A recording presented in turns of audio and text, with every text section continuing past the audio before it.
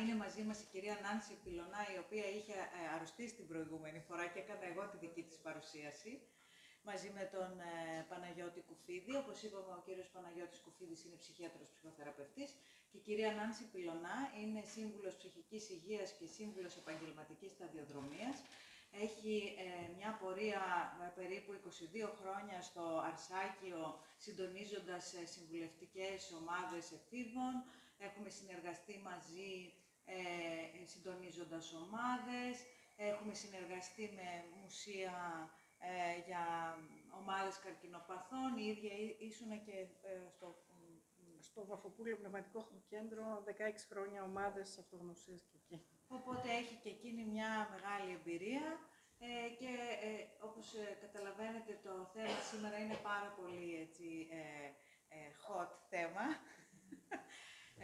και σκεφτήκαμε ότι θα έχετε και αρκετές ερωτήσεις στο τέλος, οπότε αφήνω την κυρία Πιλωνά να μας κάνει την παρουσίαση και μετά τον Παναγιώτη. Να μας δίνει και χρόνος λίγο για κουβέντα και ερωτήσεις. Ναι, θα κλείσουμε. Μαρία, λίγο αν θες, παρακαλώ. Καλησπέρα και από μένα. Με συγχωρείτε πάρα πολύ που την προηγούμενη φορά δεν μπόρεσα να έρθω, αλλά με ταλαιπώρησε μία γρίπη ένα 15ήμερο σχεδόν και ακόμη δεν έχω συνέλθει. Είμαι καλύτερα, πολύ καλύτερα, αλλά ήμουν πολύ χάλια και δεν μπορούσα να έρθω. Θα μιλήσουμε λοιπόν για τους τοξικούς ανθρώπους και τις τοξικές καταστάσεις στη ζωή μας. Όλοι έχουμε ακούσει για την τοξικότητα, για τους ανθρώπους που προσπαθούν να χειραγωγήσουν. Να δούμε όμως τι είναι η χειραγώγηση. Η χειραγώγηση μπορεί να έχει πολλές μορφές. Στην πραγματικότητα είναι μια συναισθηματική στρατηγική που χρησιμοποιούν οι άνθρωποι για να ελέγξουν ένα άτομο ή μια κατάσταση όταν δεν μπορούν να ζητήσουν αυτά που θέλουν με άμεσο τρόπο. Δηλαδή, λένε πολλές φορές μη πραγματικές ιστορίες, προκαλούν σύγχυση και όλο αυτό συμβαίνει γιατί οι άνθρωποι αυτοί πραγματικά δεν έχουν εκπαιδευτεί στο να μπορούν άμεσα να λένε αυτό που θέλουν και τι τους ενοχλεί. Τι είναι χειριστική συμπεριφορά όμως? Η χειριστικότητα είναι μια συμπεριφορά που μπορεί όλοι να έχουμε υποστεί μέσα σε σχέσεις με συντρόφους, φίλους, γονείς, παιδιά, εργοδότες, συναδέλφους ή γείτονες. Αυτό δεν αποκλείει την περίπτωση να είμαστε εμείς οι ίδιοι που χειριζόμαστε τους άλλους. Δηλαδή, σε κάποιες στιγμές της ζωής μας υπήρξαμε θύματα από κάποιους άλλους που προσπάθησαν να μας χειριστούν, αλλά σίγουρα κάποιες στιγμές και εμείς χωρίς να το θέλουμε, γιατί όλα αυτά είναι ασυνείδητες διαδικασίες, με τον τρόπο μας προσπαθήσαμε να χειριστούμε κάποιους άλλους ανθρώπους.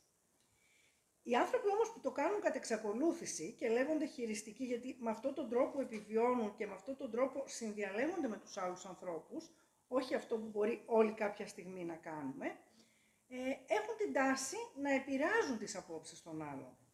Πάντα βλέπουν μία κατάσταση από τη δική τους πλευρά και δεν αφήνουν τους άλλους να έχουν τη δική τους άποψη. Προσπαθούν δηλαδή να ασκήσουν πίεση και να τους επηρεάσουν προς αυτό που εκείνοι θέλουν.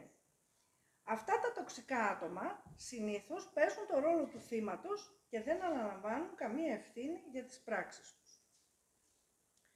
Άρα λοιπόν υπάρχει μια ανάγκη για χειραγώγηση, έτσι, σε αυτούς που είπαμε ότι το κάνουν κατ' εξακολούθηση, γιατί η χειριστικότητα είναι στοιχείο της προσωπικότητας, αλλά και μια υποσυνείδητη ανάγκη να προστατεύσει κανείς τον εσωτερικό του εαυτό. Γιατί θέλει να τον προστατεύσει? Γιατί πολύ πιθανόν να έχει υποστεί πάρα πολλές ματαιώσεις στη διάρκεια της ζωής του. Γιατί οι ματαιώσεις αυτές μπορεί να υπήρχε ένα ισχυρό εγώ που τον έκανε να προσπαθεί να ικανοποιήσει τις προσωπικές του ανάγκες, αλλά από πίσω από αυτό το ισχυρό εγώ υπάρχει μια αίσθηση ότι τελικά δεν αξίζω, δεν είμαι αρκετά καλός. Ενώ φαίνεται δηλαδή μια ηγετική προσωπικότητα και ένας πολύ δυνατός χαρακτήρας, στην πραγματικότητα υπάρχει πολύ μεγάλη ανασφάλεια από πίσω. Αυτό γιατί συμβαίνει? Γιατί πολλές φορές το άτομο έχει νιώσει αποκαρδιωμένο και θυμωμένο στο παρελθόν, έχει μία χαμηλή αυτοεκτίμηση, σέρνει πίσω του μία ματαίωση από την έλλειψη αγάπης, αποδοχής και προσοχής, από τους γονείς και πάντα παραμονεύει στο μυαλό του ο κίνδυνος να τον απορρίψουν, να μην τον δεχτούν ή να δεχτεί μια αρνητική κριτική. Ένα άτομο δηλαδή που έχει ματαιωθεί πάρα πολλές φορές μέσα στο οικογενειακό του περιβάλλον, από την ίδια του την οικογένεια, έχει αυτό το φόβο, όσο και να έχει καταφέρει πράγματα στη ζωή του και να έχει γίνει επιτυχημένος, και το έχουμε δει πολλές φορές και σε άτομα στην επικαιρότητα που λέγανε ότι δεν είχαν, ενώ ήταν πολύ δημοφιλείς, στην οικογένειά τους δεν τους είχαν αποδεχτεί και είχαν διάφορα θέματα που τους ταλαιπωρούσαν ψυχικά και τα κουβαλούσαν μέσα τους για πολλά χρόνια. Το δεν αγαπήθηκα αρκετά όταν ήμουν παιδί ή δεν μου έδειχνε προσοχή η μητέρα μου, δημιουργούν μια υπαρξιακή αγωνία γύρω από την ταυτότητα ενός παιδιού. Αναρωτιέται υποσυνείδητα αν όντως υπάρχει ή αξίζει να υπάρχει ή αν αξίζει να το εγκαταλείπουν. Αυτό το δεν αγαπήθηκα αρκετά όταν ήμουν παιδί δεν σημαίνει ότι οι γονείς μου με παραμελούσαν, αλλά πολλές φορές οι γονείς βλέπουν τις δικές τους ανάγκες στο παιδί και όχι τις ανάγκες του παιδιού. Άρα δηλαδή η δική μου αίσθηση είναι, αν δεν είδανε ποιες ήταν οι δικές μου ανάγκες και έπρεπε εγώ να ακολουθήσω αυτό που εκείνοι θέλουν, αυτό που τελικά εισέπραξα ήταν ότι δεν με αγάπησαν, γιατί δεν αγάπησαν αυτό που πραγματικά ήμουν. Αγάπησαν αυτό που θα ήθελα να είμαι. Κρύβοντας λοιπόν ευαισθησίες και ανασφάλειες, για να αμυνθεί κάποιος σε όλο αυτό και για να μην πληγωθεί, αρχίζει σιγά σιγά να αναπτύσσει μία τάση χειραγώγησης. Και πότε έρχεται αυτό στην επιφάνεια? Όταν βρει έναν άλλον χαρακτήρα που είναι ο άλλος το θύμα και υποσυνείδητα τον βοηθάει και τον ενθαρρύνει σε αυτή τη συμπεριφορά. Με τη χειραγώγηση, το άτομο πετυχαίνει να αντιστρέψει μέσα του το έλλειμμα της προσοχής και της ανυπαρξίας που βίωσε στο παρελθόν και έτσι να νιώσει κυρίαρχο και κέντρο της προσοχής. Αφού λοιπόν εγώ ήμουν ασήμαντος στο περιβάλλον στο οποίο μεγάλωσα, δεν ήμουν αρκετά σημαντικός, ως προσωπικότητα και ως οντότητα. Και δεν το συγχαίω αυτό και πάλι επαναλαμβάνω ότι οι γονείς μου δεν με πρόσεχαν ή δεν με αγαπούσαν, αλλά το πώς εγώ εισέπρατα αυτή την αγάπη και τη φροντίδα που μου έδειχναν. Άρα λοιπόν, αφού λοιπόν εγώ έχω εισπράξει ότι δεν άξιζα και δεν με αγαπούσαν για αυτό που ήμουν, αλλά για αυτό που θα ήθελα να είμαι, στην πραγματικότητα τι γίνεται? Αρχίζω κι εγώ να βγάζω μια χειριστική συμπεριφορά για να φύγει αυτό το έλλειμμα που έχω μέσα μου και να φύγει αυτό το ασήμαντο που ένιωθα στο παρελθόν. Καταρχήν να πούμε ότι οι προσπάθειες χειρισμού δεν είναι συνειδητές. Πολλές φορές οι άνθρωποι δεν τις κάνουν συνειδητά και δεν τις αντιλαμβάνονται και όταν τις λέμε. Είναι προσπάθειες που γίνονται ασυνείδητα ή έχουν να κάνουν πολλές φορές με τη δομή της προσωπικότητας και εκδηλώνονται μέσα σε ένα πλαίσιο και με ένα θύμα που ενθαρρύνει αυτή τη χειριστικότητα. Δηλαδή, πολλές φορές σε μια συντροφική σχέση που ένας παίρνει το ρόλο του θύματος, ο άλλος παίρνει το ρόλο του θήτη και σιγά σιγά τον χειρίζεται και τον χειρίζεται όλο και παραπάνω. Ή αυτό μπορεί να συμβαίνει ανάμεσα σε αδέλφια, ανάμεσα σε μητέρα με παιδιά ή σε πατέρα με παιδιά ή ανάμεσα σε φίλους. Ποια όμως είναι τα χαρακτηριστικά των χειριστικών ανθρώπων? Οι χειριστικοί άνθρωποι είτε δεν γνωρίζουν τον τρόπο με τον οποίο σχετίζονται με άλλους και δημιουργούν τις προβληματικές καταστάσεις. Δεν κατανοούν την έννοια των ορίων. Αποφεύγουν να πάρουν ευθύνες, πάντα θεωρούν ότι φταίνε οι άλλοι. Τρέφονται από τη συναισθηματική ευαισθησία των άλλων και από τη φροντίδα που δείχνουν οι άλλοι προς αυτούς και σε αυτό επάνω στηρίζουν τη σχέση για να αρχίσει η στρατηγική του χειρισμού. Διαφέρουν από τους συμπονετικούς ανθρώπους και αυτό μπορούμε να το καταλάβουμε από τον τρόπο που μιλούν για τους άλλους. Οι συμπονετικοί άνθρωποι έχουν πάντα μια συναίσθηση για τους άλλους. Οι χειριστικοί είναι πάντοτε επικριτικοί, πάντοτε βρίσκουν το αρνητικό. Το να προσπαθείς να εξηγήσεις στους χειριστικούς ανθρώπους τι είναι αυτό που κάνουν, είναι πραγματικά πολλές φορές μάταιο, γιατί το πιθανότερο είναι ότι και θα παρεξηγηθείτε, αλλά και δεν θα το κατανοήσουν. Άρα λοιπόν αυτό που πρέπει να κάνετε είναι να παρατηρείτε τις συμπεριφορές των ανθρώπων από τις πράξεις τους και όχι από τα λόγια τους.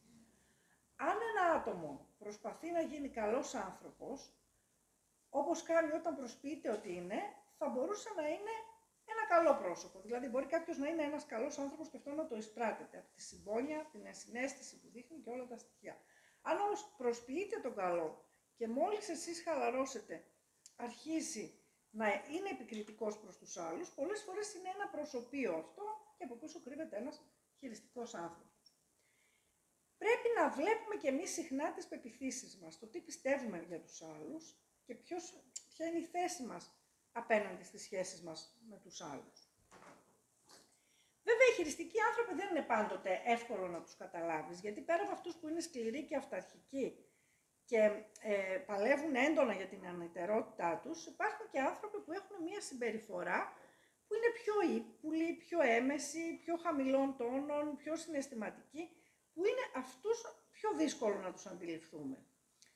Άρα λοιπόν, αυτοί οι άνθρωποι τι κάνουν? Με πολύ ύπουλο και πλάγιο τρόπο και με ένα συναισθηματικό προσωπείο προσπαθούν να κερδίσουν την προσοχή των άλλων ανθρώπων και σιγά σιγά να τον θέσουν στον έλεγχό τους.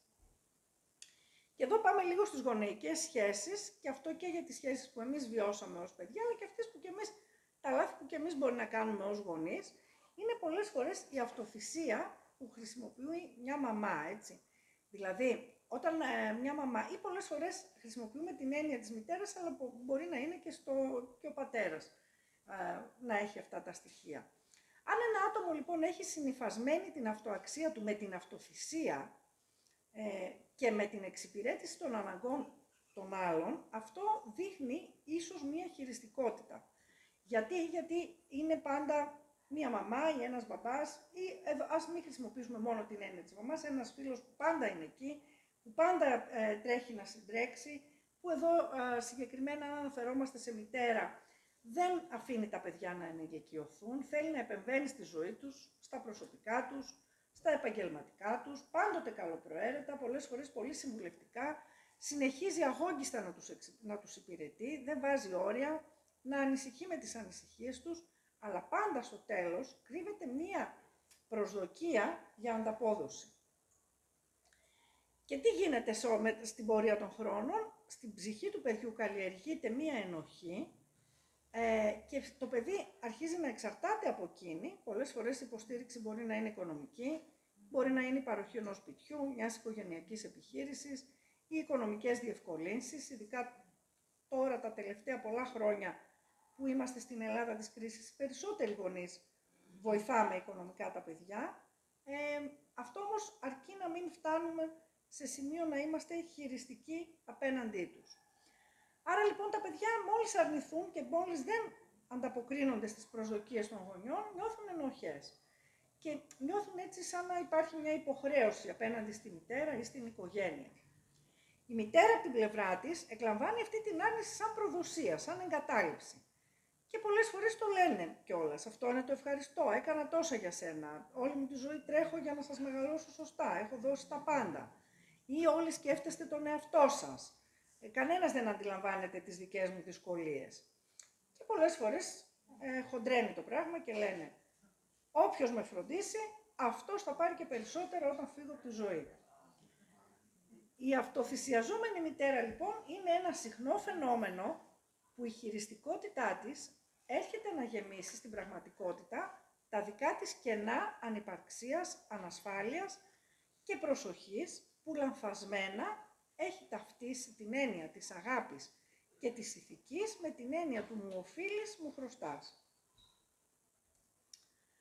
Υπάρχουν επίσης άτομα που χρησιμοποιούν πολύ την αυτολύπηση. Οι συμπεριφορές αυτολύπησης είναι δέστε τι έχω πάθει, πόσο ταλαιπωρήθηκα στη ζωή μου, πόσο ήταν δύσκολα ο σύντροφός μου, τα παιδιά μου, οι γονείς μου. Άρα λοιπόν, τι προσδοκώ? Προσδοκώ ενώ λυπάμαι τον εαυτό μου, να με λυπηθούν και οι άλλοι, γιατί σιγά σιγά να κερδίσω την προσοχή και τη φροντίδα τους και κυρίως πιο πολύ αυτό απευθύνεται σε ζευγάρια που το κάνουν συχνά για να κρατήσουν τον σύντροφο, να μην τους εγκαταλείψει, να μην μείνουμε μόνοι. Οι χειριστικοί άνθρωποι, όπως το είπαμε και στην αρχή, έχουν μια ικανότητα να διαστρεβλώνουν την πραγματικότητα, να μεταποιούν την αλήθεια, να γυρίζουν μια ιστορία στην όψη που θέλουν εκείνοι, με πολύ ωραίους χειρισμούς, υποσυνείδητους, αλλά δεν μπορείς εύκολα να τους αντιληφθείς. Όμως, στην πραγματικότητα, όποιο προσωπείο και αν αφορά η χειριστικότητα, ο στόχος είναι το πώς θα ελέγξουμε τους άλλους και πώς εγώ θα νιώσω καλύτερα, θα νιώσω ότι έχω μια μεγαλύτερη αξία, αξίζω κάτι παραπάνω. Άλλα στοιχεία χειριστικής συμπεριφοράς είναι ο άνευ ευθυνών. Είναι πολύ ψυχοφθόρο να έχουμε στο περιβάλλον μας ανθρώπους που πραγματικά δεν αναλαμβάνουν τις ευθύνες για τις πράξεις τους και για τη συμπεριφορά τους. Αυτό μας έχει συμβεί, φαντάζομαι όλους, είτε στον επαγγελματικό χώρο, είτε στην οικογένεια, είτε σε φιλικό περιβάλλον, να έχουμε γύρω μας ανθρώπους οι οποίοι κατηγορούν συνεχώς τους άλλους για ό,τι και να συμβεί. Είτε επικρίνουν, επιτίθονται προσωπικά, υποτιμούν την προσωπικότητα των άλλων ανθρώπων με έναν και μόνο σκοπό να γίνει το δικό τους, να πετύχουν το στόχο τους. Δεν αναγνωρίζουν κανένα λάθος στον εαυτό τους, ούτε αναλαμβάνουν καμία ευθύνη γι' αυτό και δεν επιτρέπουν στον άλλον στην πραγματικότητα να ικανοποιήσει καμία δική του ανάγκη. Άρα, πότε φαίνονται καλοί και πότε απόμακροι, γιατί είναι οι άνθρωποι οι οποίοι θα μας προσεγγίσουν καλά, κάποιες φορές θα νιώσουμε ότι μπορούμε να αφαιθούμε και να τους εμπιστευτούμε και αμέσως μετά μόλις γίνει κάτι, με πολύ εύκολο τρόπο θα μας ρίξουν όλες τις ευθύνες. Άρα λοιπόν, πότε είναι καλοί, πότε απόμακροι, έχουν δηλαδή αυτό το σκοτσέζικο ντούζι, αλλιώς όπως το λέμε μαστίγιο καρότο, στη συμπεριφορά τους απέναντί μας. Εμείς δεν μπορούμε να καταλάβουμε τι συμβαίνει, γιατί έχουμε αυτή την αντιμετώπιση και νιώθουμε ότι χάνουμε τον έλεγχο μιας κατάστασης ή μιας σχέσης. Δεν μπορούμε πραγματικά να συνδιαλλαγούμε μαζί τους, γιατί δεν ξέρουμε τι να περιμένουμε. Έχουμε μόνο μία ανασφάλεια. Δεν μπορούμε να αφαιθούμε σε αυτή τη σχέση, είτε είναι φιλική, είτε συντροφική, είτε οποιαδήποτε μορφή σχέσης. Άλλος ένας τρόπος χειρισμού είναι το να χτυπήσεις τον άλλον στο φιλότιμο. Μια μορφή συναισθηματικής εκμετάλλευσης, όταν ένας άνθρωπος είναι φροντιστικός, είναι συναισθηματικός και ευαίσθητος, έρχεται ο χειριστικός και προσπαθεί σιγά σιγά να προσεγγίσει αυτό το άτομο. Στην αρχή θα δείξει την εκτίμηση, θα ευχαριστήσει, θα επενέσει, θα κολακεύσει τον άλλο άνθρωπο, δηλαδή αυτόν που τον φροντίζει, που του προσφέρει. Όσο όμως θα περνάει ο καιρός, σιγά σιγά τα λόγια ευγνωμοσύνης θα μειώνουν, οι ευχάριστες κουβέντες επίσης θα ελαχιστοποιούνται και το άτομο που είναι χειριστικό θα φαίνεται αδιάφορο και απαθές, σαν να αξίζει αυτή τη φροντίδα, σαν να τη δικαιούται και όχι σαν ο άλλος εθελοντικά να θέλει και λόγω καλής έτσι πρόθεσης να την παρέχει. Και σιγά σιγά ο άνθρωπος που είναι φροντιστικός και είναι συναισθηματικός αισθάνεται ότι δεν υπάρχει αμοιβαίο ενδιαφέρον στη σχέση, ότι ο άλλος άνθρωπος δεν νοιάζεται για εκείνον και αισθάνεται έτσι πάρα πολύ κρεμασμένος, ας το πω σε εισαγωγικά, με την έννοια ότι δεν νιώθει ότι ενώ κάνει πράγματα σε μια σχέση και δίνει και φροντίζει, δεν νιώθει ούτε καν, όχι να εισπράξει τα αντίστοιχα, ούτε καν μία αναγνώριση. Όπου όταν δεν έχουμε ισοτιμία στις σχέσεις, πραγματικά οι σχέσεις δεν μπορεί να είναι καλές. Και όταν λέω ισοτιμία, δεν εννοώ ότι πάντοτε ό,τι κάνει ο ένας πρέπει να κάνει και ο άλλος. Γιατί μπορεί κάποια στιγμή κάποιος από τους δύο να είναι σε μία στιγμή της ζωής του που να χρειάζεται τον άλλον άνθρωπο παραπάνω. Όμως μία αναγνώριση. Δεν είναι όλα δεδομένα, ούτε τα δικαιούμαστε όλα. Πολύ σημαντικό να καταλάβουμε τους χειριστικούς ανθρώπους είναι το να δούμε πώς μιλάνε για τους άλλους ανθρώπους. Το είπα και στην αρχή, έχει μια διαφορά η χειριστική από τους συμπονετικούς. Οι συμπονετικοί άνθρωποι πάντα δικαιολογούν και λιγότερο κρίνουν. Οι χειριστικοί κρίνουν και δικαιολογούν ελάχιστα έως και καθόλου. Άρα λοιπόν η χειριστικότητα κρύβει την τέχνη του δόλου. Δηλαδή κάποιος μπορεί να συζητάει πίσω από την πλάτη σας για εσάς, όπως συζητάει μπροστά σε εσάς για άλλους. Άρα δηλαδή αν δείτε έναν άνθρωπο, ο οποίος μιλάει πολύ άσχημα για άλλους ή εύκολα τους επικρίνει και δεν βρίσκει θετικά στοιχεία στους άλλους, να είστε σίγουροι ότι το αντίστοιχο κάνει και για σας όταν δεν είστε μπροστά. Αυτοί οι άνθρωποι λοιπόν βάζουν λόγια στους άλλους και προσπαθούν πολλές φορές να εξάψουν εχθρικότητα, φόνο, ανταγωνισμό, καχυποψία, μεταφέρουν πράγματα, τα διαστρεβλώνουν, δημιουργούν ίντριγκες και μέσα σε παρέες έχουμε δει τέτοια άτομα. Που σιγά σιγά πολλές φορές έχουμε παρέες να διαλύονται, έτσι, όχι μόνο οικογενειακές σχέσεις. Άρα ένα άτομο λοιπόν μεταβάλλει τις ισορροπίες των στενών σχέσεων και δημιουργεί δικές του δυναμικές. Μια συμπεριφορά που του επιτρέπει να πετύχει αυτό που έχει στο μυαλό του και να έχει τον έλεγχο των πάντων, γιατί στην πραγματικότητα τι γίνεται, ο άνθρωπος αυτός ο χειριστικός είναι αυτός που λέει τις ιστορίες, αυτός έχει το σενάριο, αυτός μοιράζει τους ρόλους, αυτός είναι σαν να γυρίζει μία ταινία και τον καθένα τον βάζει σε μία θέση. Τα μεταφέρει έτσι και με αυτόν τον τρόπο προσπαθεί να αποσπάσει και τις καλύτερες κριτικές από τους άλλους. Τι γίνεται με τα όρια? Η ελευθερία του ενός πρέπει να φτάνει εκεί που δεν παραβιάζει την ελευθερία του άλλου, έλεγε ο Τζον Στιούαρτ Μιλ, Άγγλος φιλόσοφος. Υπάρχουν όμως άνθρωποι που πιστεύουν ότι τα δικά τους όρια είναι τα όρια όλου του κόσμου.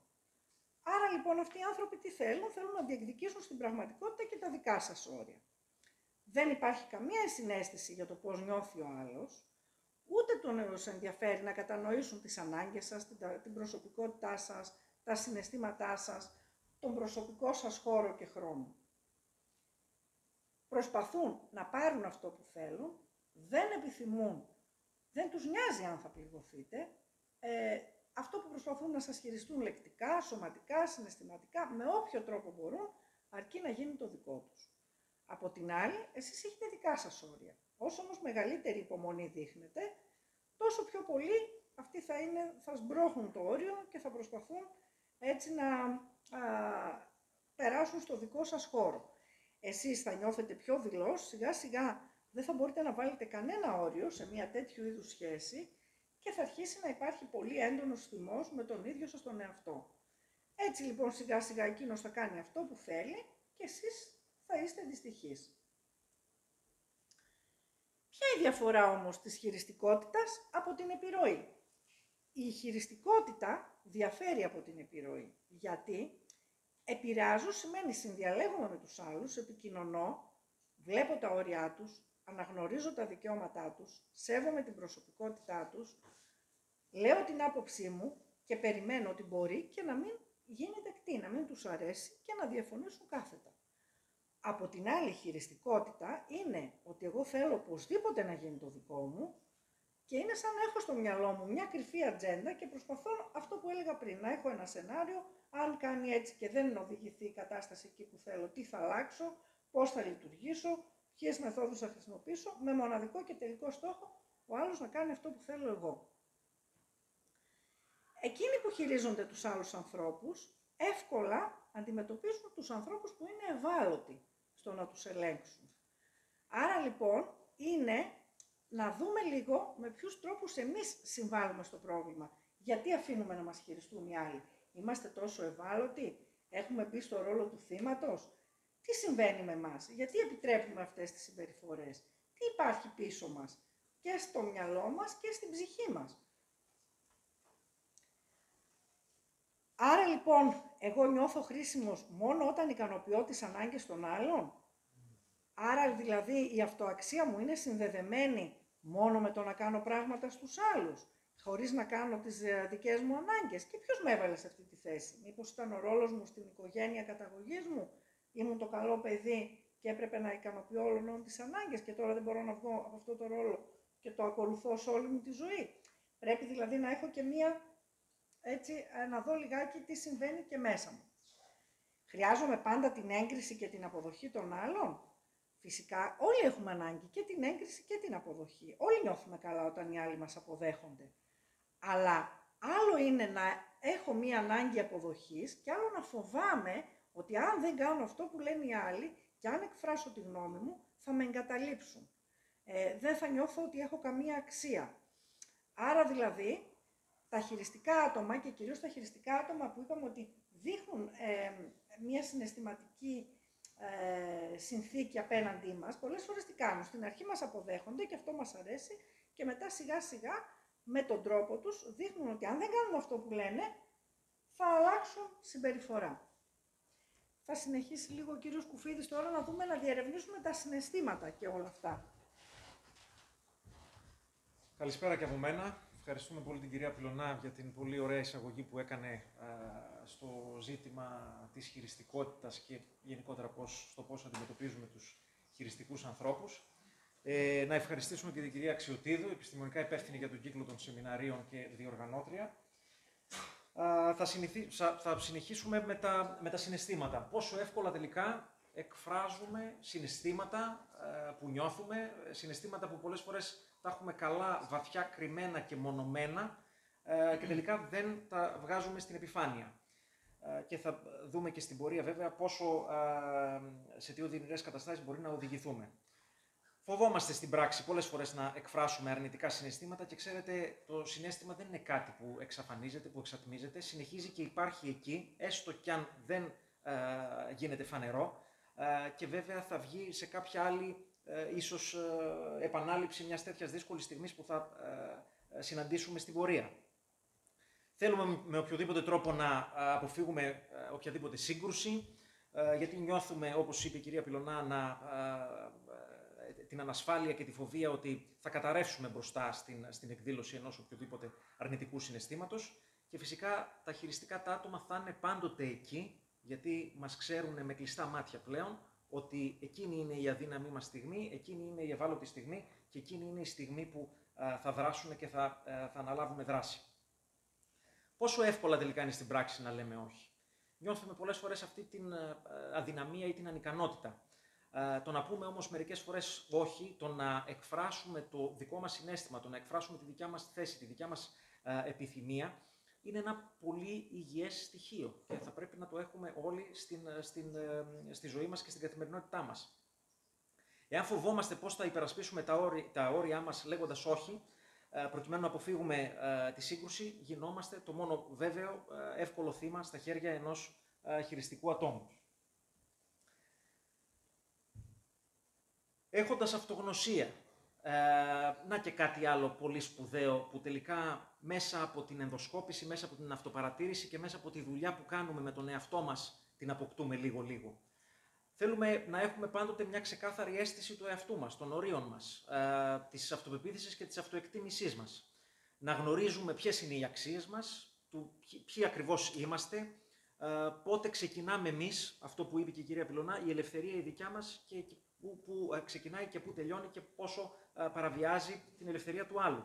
Αν δεν υπάρχει αυτό, αν δεν έχουμε μια ξεκάθαρη αίσθηση ή είναι δύσκολο να εμπιστευτούμε τις επιθυμίες μας, την κρίση μας ή πόσο ωφέλιμο τελικά είναι να πάρουμε τις αποφάσεις αυτές που θεωρούμε ότι τελικά εμάς θα κάνουν καλό, τον ίδιο μας τον εαυτό, τότε είναι πολύ εύκολο να γίνουμε στόχος και να γίνουμε έρμεο στα χέρια ενός χειριστικού ατόμου. Κάποιες από τις τακτικές οι οποίες αναφέρονται και χρησιμοποιούνται πολύ συχνά από χειριστικά άτομα θα εκδηλωθεί προοδευτικά. Σίγουρα αυτά τα άτομα θα έχουν την τρομερή την ικανότητα να δουν ποιες είναι οι αδυναμίες μας, ποια είναι τα ευάλωτά μας σημεία. Όπως ανέφερε και πιο πριν η κυρία Πυλωνά, θα μας προσεγγίσουν. Πρώτα θα δουν ποιες είναι οι αδυναμίες μας που μπορούν να στοχεύσουν και να δουλέψουν πάνω σε αυτές.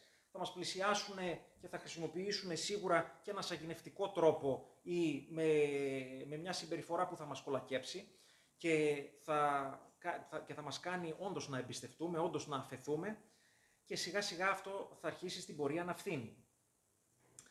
Λοιπόν, δεν θα πρέπει να ξεχνάμε ότι πάντοτε τα χειριστικά, και θα το πούμε και στην πορεία, ότι τα χειριστικά τα άτομα, επειδή δεν έχουν ουσιαστικά την ικανότητα της ενσυναίσθησης, να βάζουν τον εαυτό τους στη θέση τη δική μας, να έχουν την ικανότητα να μπουν έστω και για λίγο στη θέση του άλλου και να νιώσουν τι ακριβώς τους προκαλώ με αυτή μου τη συμπεριφορά, τι ακριβώς συναίσθημα αυτή η έκφραση που θα πω ή η συμπεριφορά, η στάση που θα κρατήσω είναι ικανή να προκαλέσει, είναι ικανή να πληγώσει, είναι ικανή να θυμώσει. Δεν έχουν καμία τέτοια δυνατότητα, οπότε η οποιαδήποτε συμπεριφορά τους είναι μόνο για να επωφεληθούν οι ίδιοι. Δύο βασικές τακτικές που χρησιμοποιούν λοιπόν τα χειριστικά τα άτομα. Είναι η υπόσχεση κέρδους. Αυτό, ξέρετε, είναι κάτι πολύ συχνό. Θα υποσχεθεί, θα παρέχει κάτι σε κάποιον, έτσι ώστε θέλει, γιατί πάντοτε έχει αυτό στο πίσω μέρος του μυαλού του, μην το ξεχνάτε, ένα χειριστικό άτομο, επιδιώκει να ενδώσει τελικά το θύμα. Ένα παράδειγμα, σου υπόσχομαι ότι θα σταματήσω να το κάνω θέμα, να ασχολούμαι με τη συγκεκριμένη τη θεματολογία, αν μου πεις ότι είναι η τελευταία φορά που συναντάς το συγκεκριμένο άτομο. Είναι μια πολύ συχνή έκφραση που χρησιμοποιούν τα χειριστικά τα άτομα. Μια δεύτερη τακτική είναι η υπόσχεση της αποφυγής της απώλειας. Εδώ έχει ένα χαρακτήρα εκβιασμού και απειλής. Είναι η απειλή της απώλειας κάποιου πράγματος. Ένα παράδειγμα, θέλω να ξέρεις ότι εγώ θα είμαι κάθε βράδυ έξω, αν γυρίσω και βρω, ας πούμε, την αδελφή σου εδώ. Πάλι έχει το χαρακτήρα απειλής. Εκβιάζουμε κάτι προκειμένου να αλλάξει το θύμα τη συμπεριφορά του. Λοιπόν, όλες αυτές οι καταστάσεις και όλα τα παραδείγματα είναι απόπειρες χειρισμού και βέβαια θα καταφύγει πολύ εύκολα ένα χειριστικό άτομο σε αυτές προκειμένου να μας ελέγξει. Ποιες είναι οι επιδράσεις? Και λίγο εδώ θέλω να σταθούμε, γιατί είναι καταστάσεις πολύ συχνές. Οι επιδράσεις λοιπόν που έχει εννοείται στο θύμα η χειραγώγηση είναι ένα άγχος, μια πνευματική και σωματική κόπωση και εξάντληση. Είναι πολλές οι φορές που θα συναντήσουμε και στα γραφεία μας αυτά τα ενοχλήματα ή αυτά τα συμπτώματα που θα έρθει και θα μας παραπονεθεί κάποιος. Καταθλιπτική συμπτωματολογία που μπορεί να περιλαμβάνει από διαταραχές του ύπνου, ανορεξία, απώλεια βάρους, δυσκολίες στη συγκέντρωση και στην προσοχή και σημαντική έκπτωση στην ενέργεια. Μια διαρκής αίσθηση απειλής και αυτό μπορεί να οδηγήσει, ξέρετε, πολλές φορές στο να αλλάξουμε πράγματα που κάνουμε στη ρουτίνα μας και στις καθημερινές μας τις συνήθειες μέσα στην καθημερινότητά μας. Αυτό το διαρκές αίσθημα αβοηθητότητας και ντροπής, να καταφύγουμε σε συμπεριφορές ανθυγιεινές για την ανακούφιση του άγχους, που στην πράξη δεν μας βοηθάνε καθόλου. Και η χειραγώγηση είναι σημαντικό να κρατήσουμε, είτε μπορεί να πάρει τη μορφή της σωματικής κακοποίησης σε προχωρημένα στάδια, είτε και της λεκτικής βίας. Και η λεκτική κακοποίηση δεν θα πρέπει να την υποτιμούμε. Και βέβαια εδώ πέρα συγκαταλέγεται και το αίσθημα ενοχών και το gaslighting. Τι είναι το gaslighting, αν έτσι είστε εξοικειωμένοι με την ορολογία και την έχετε ακούσει, είναι αυτή η ψυχολογική χειραγώγηση που την ακούμε σαν έκφραση πολύ συχνά τελευταία.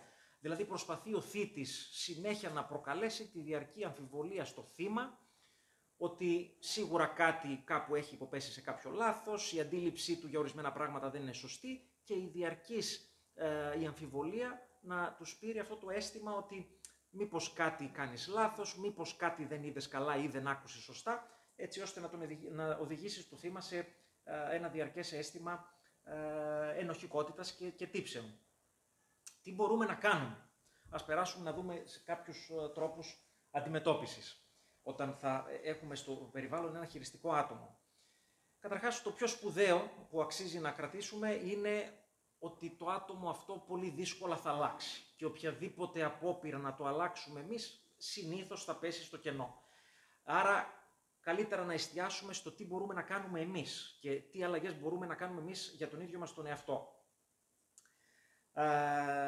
Μπορεί να θεωρήσουμε χρήσιμο και να σκεφτούμε ότι αξίζει να δώσουμε μια ευκαιρία και να μοιραστούμε τα συναισθήματά μας, τις σκέψεις μας, για το τι ακριβώς μας προβληματίζει στη συμπεριφορά του. Συνήθως αυτό δεν θα οδηγήσει, δεν χάνουμε κάτι να το δοκιμάσουμε, αλλά συνήθως αυτό θα είναι κάτι το οποίο πάλι θα δώσει τροφή για σχόλια, πάλι θα συνεχίσει το άτομο να αποτελέσει ένα έναυσμα, να το χρησιμοποιήσει ίσως την επόμενη φορά που πάλι θα μας δει σε μια ευάλωτη στιγμή, να το χρησιμοποιήσει εναντίον μας. Δεν χάνουμε όμως κάτι, πάλι να αποτελέσει μια ευκαιρία να ξεκινήσει λίγο μια διαντίδραση και μια αλληλεπίδραση με αυτό το άτομο και λίγο έτσι κάπως, αν θέλετε, να αποτελέσει και μια αρχή, να αρχίσει να κλονίζεται λίγο, να αρχίσει λίγο να αντιδράει στο θέμα ότι τώρα τι συμβαίνει, σαν να μην μου είχες δώσει άλλη ευκαιρία να μου δώσει να καταλάβω τι ακριβώς μου προκαλεί όλο αυτό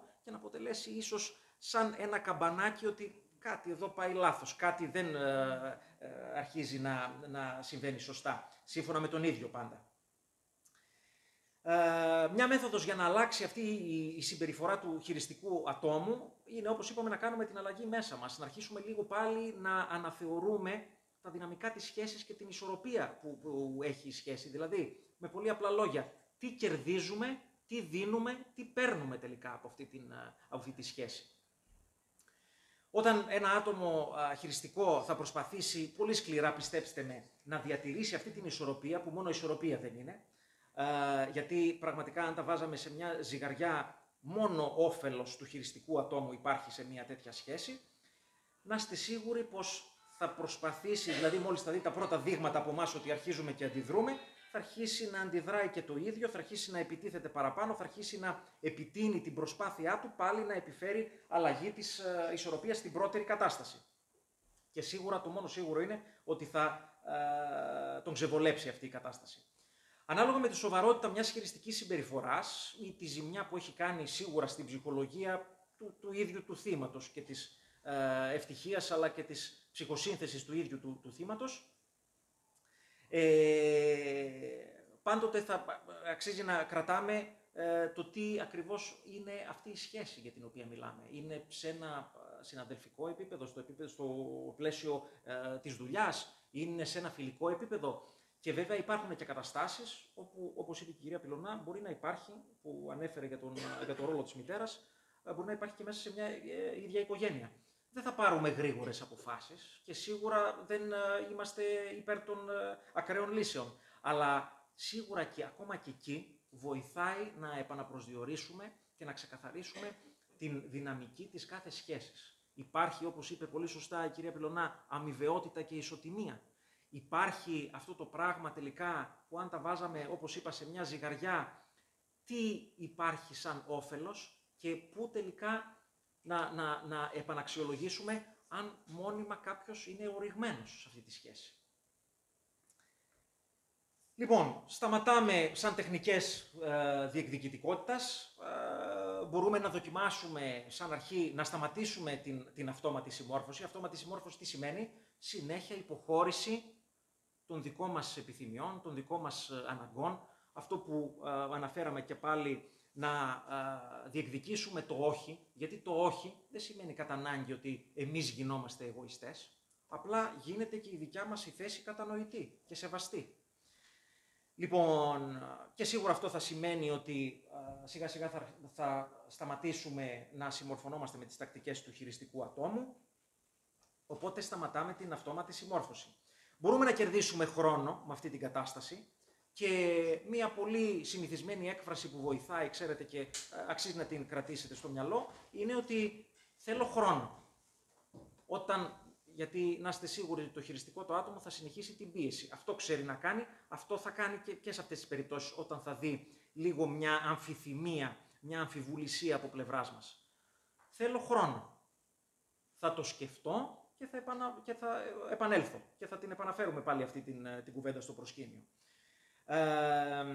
Δεν βοηθάει το να δώσουμε πάλι συνέχεια και να τον αφήσουμε πάλι να ρωτήσει γιατί χρειάζεσαι χρόνο, γιατί το μόνο σίγουρο είναι ότι θα συνεχίσει την πίεση και θα συνεχίσει την επίθεση. Οπότε συνεχίζουμε να επαναλαμβάνουμε αυτή την έκφραση. Θα πάρω το χρόνο μου, θα το σκεφτώ και πάλι θα επανέλθουμε. Λοιπόν, γινόμαστε ξεκάθαροι στο πώς ακριβώς διαφωνούμε, το λόγο για τον οποίο διαφωνούμε και φυσικά η οποιαδήποτε θέση μας, η οποιαδήποτε επιθυμία συνοδεύεται και από ένα συναίσθημα. Μην το ξεχνάτε αυτό, οποιαδήποτε κατάσταση. Μια από τις πιο συνηθισμένες βέβαια συμπεριφορές που θα επιδοθεί το χειριστικό άτομο είναι η επικριτικότητα, είναι η επίρρηψη ευθυνών και να μας κουνάει το δάχτυλο.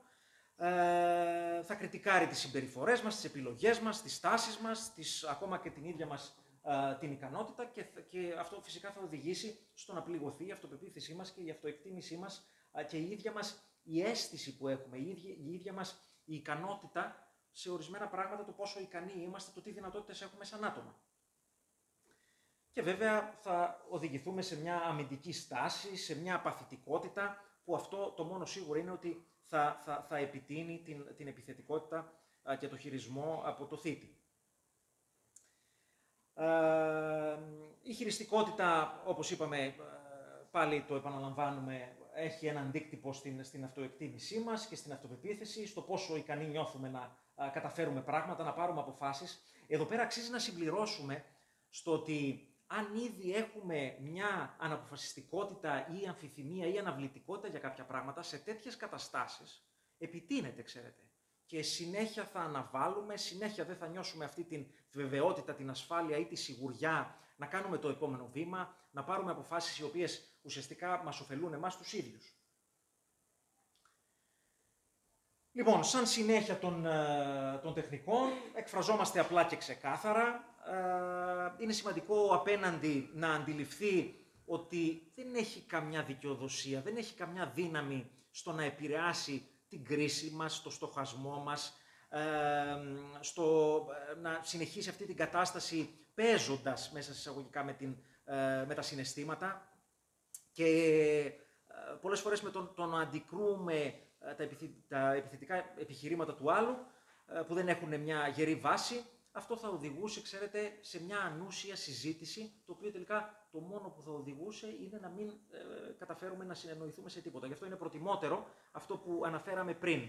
Θα πάρω το χρόνο μου, δεν είναι τώρα καλές οι συνθήκες για να συνεχίσουμε αυτό το αέναο μπαλάκι ευθυνών και επίρρηψη ευθυνών ο ένας τον άλλον, γιατί μόνο ανεβαίνουν τα επίπεδα της έντασης, σίγουρα στρεσαριζόμαστε και τις φορούμε κι εμείς και τελικά το μόνο σίγουρο είναι ότι σε καμία των περιπτώσεων δεν θα δώσουμε να καταλάβει ο απέναντι που ήδη έχει ανεβάσει και αυτό στην ένταση και μας επιτίθεται, δεν θα καταλάβει το παραμικρό.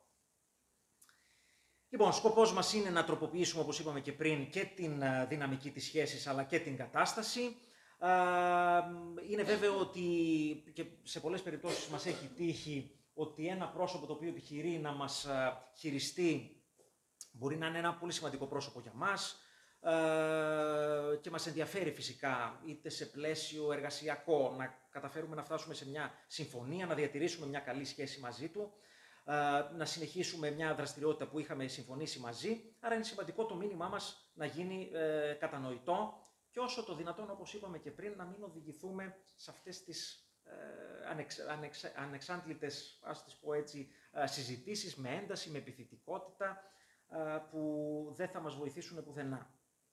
Χρησιμοποιούμε το πρώτο πρόσωπο, επειδή πολλές φορές το χειριστικό το άτομο ασκεί κριτική χωρίς να προσωποποιεί, δηλαδή δεν διακυβεύει και κάτι, και το να μιλάμε σε πρώτο πρόσωπο, δηλαδή ότι εγώ αισθάνομαι με αυτόν τον τρόπο, αναφέρεσαι σε μένα και χρησιμοποιείς αυτές τις λέξεις. Κατά κάποιο τρόπο τον κινητοποιεί παραπάνω όσο μπορεί, στην πράξη, γιατί δεν είναι πολύ συνηθισμένο τελικά και δεν το βλέπουμε να συμβαίνει, αλλά είναι πάλι, όπως ανέφερα και πριν, μία αρχή για να αρχίσει λίγο να κλονίζεται, λίγο να αρχίσει να κινητοποιείται και μέσα του αυτός ο ρόλος της αμφισβήτησης, ότι τελικά εδώ δεν είναι μια παγιωμένη κατάσταση και επειδή έχω απέναντί μου το ευάλωτο, το ευαίσθητο, το θύμα, θα συνεχίσω αυτή τη συμπεριφορά, ή μάλλον να το πω και διαφορετικά, έτσι πιο απλοποιημένα, δεν με παίρνει να συνεχίσω και να το κάνω και παραπάνω σε αυτόν το συγκεκριμένο. Λοιπόν, περιορίζουμε φυσικά την ευθύνη αποδεχόμενη τα λάθη μας. Τι σημαίνει αυτό? Σημαίνει ότι επειδή το χειριστικό το άτομο πάντοτε θα μας κουνάει το δάχτυλο, πάντοτε θα προσπαθεί να αποποιηθεί οποιασδήποτε ευθύνης και να την προβάλλει τη δικιά του ανικανότητα ή τα ελλείμματα ή τη δικιά του την ευθύνη στους άλλους, στα θύματα, πολύ εύκολα εμείς μπαίνουμε στη διαδικασία, είτε από μαθημένες συμπεριφορές, είτε από αποτέλεσμα βιωμάτων, όπως είπε η κυρία Πιλωνά, λοιπόν, ήδη να το δεχόμαστε. Δεν είναι αυτό σωστό. Γιατί σε οποιαδήποτε σχέση, είτε φιλική είτε συντροφική, ακόμα και σε συγγενική, πρέπει να υπάρχει, όπως είπαμε, ισοτιμία. Αναλαμβάνουμε το μερίδιο ευθύνης, περιμένουμε και από την απέναντι πλευρά να αναλάβει το ίδιο μερίδιο. Λοιπόν, επίσης, όπως είπαμε, το να περιορίσουμε την ευθύνη μας και να αναγνωρίσουμε τα λάθη μας σίγουρα βοηθάει. Δεν είναι σωστό, όπως είπαμε, μόνιμα να υποχωρούμε εμείς και μόνιμα να είμαστε εμείς υπόλογοι. Να επιτρέψουμε τον εαυτό μας να λέει όχι, το ξανααναφέραμε και πριν, και βέβαια σίγουρα αυτό δεν υποκρύπτει ούτε μια εγωκεντρική στάση, αλλά σίγουρα γίνεται κατανοητό το πώς και η δικιά μας επιθυμία ή οι δικές μας οι ανάγκες πρέπει να γίνονται σεβαστές σε κάθε σχέση. Πολλές φορές μπορεί να δεχτούμε τις επιθυμίες του άλλου για να αποφύγουμε μια δυσάρεστη κατάσταση, μια δυσάρεστη εξέλιξη, μπορεί να περιλαμβάνει κιόλας μια άρνηση της δικιάς μας προσωπικότητας, των δικών μας στοιχείων του χαρακτήρα.